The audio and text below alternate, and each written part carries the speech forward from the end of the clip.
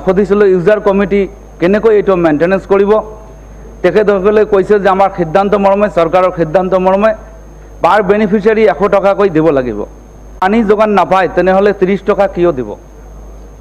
মই গোটেই অসমৰ কথা ক'ব নাজানো। আমাৰ ধুবুৰী জিলাৰ যিখিনি পানী যোগান আঁচনি আছে বৰ্তমান কাৰ্যক্ষম অৱস্থাত আছে। কোনো হিতাধিকাৰীয়ে পইচা এতিয়াও দিয়া নাই এটকা।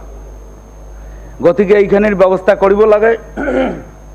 আৰু হিতাধিকাৰীয়ে ন্যূনতম পইচা নিদিয়াৰ কাৰণে মই মাননীয় মন্ত্ৰী মহোদয়ক সাজেষ্ট কৰিম তেখেতে জনস্বাস্থ্যকাৰী বিভাগৰ উপৰিও পঞ্চায়ত আৰু ৰুৰেল ডেভেলপমেণ্ট বিভাগৰ মন্ত্ৰী, যেহেতু 15 ফাইনেন্স বাৰু অন্য ফাণ্ড পঞ্চায়তত যথেষ্টখিনি দিয়া হয়, এডমিনিষ্ট্ৰেটিভ কষ্টৰ কাৰণে 5% দিয়া হয়, তাৰ পৰা টকাটো ৰাহি কৰি আমাৰ এই জেজিএম আঁচনিসকলৰ মেইনটেনেন্স আৰু যিজন অপাৰেটৰ ৰখা হয় তাক যাতে অকণমান পইচা দিয়াৰ ব্যৱস্থা কৰা হয়।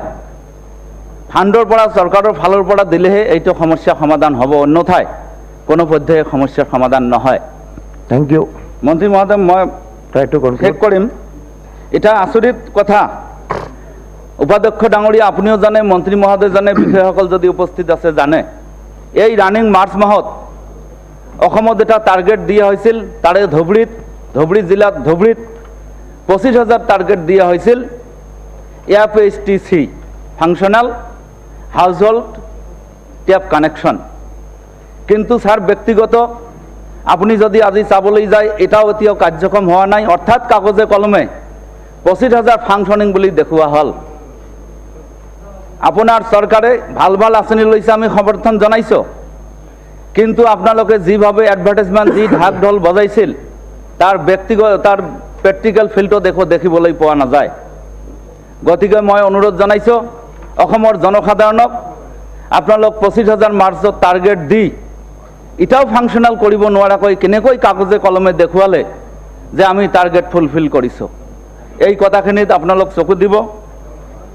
আৰু স্বচ্ছ ভাৰত মিছনত কিছুমান কথা আছিলে, যেহেতু মোৰ সময় কম, আমাৰ উপদলপতি ইয়াত উপস্থিত আছে, মোক 10-12 মিনিটমান ক'ব পাৰিম, তেখেতে লিখি দিছে অলৰেডি।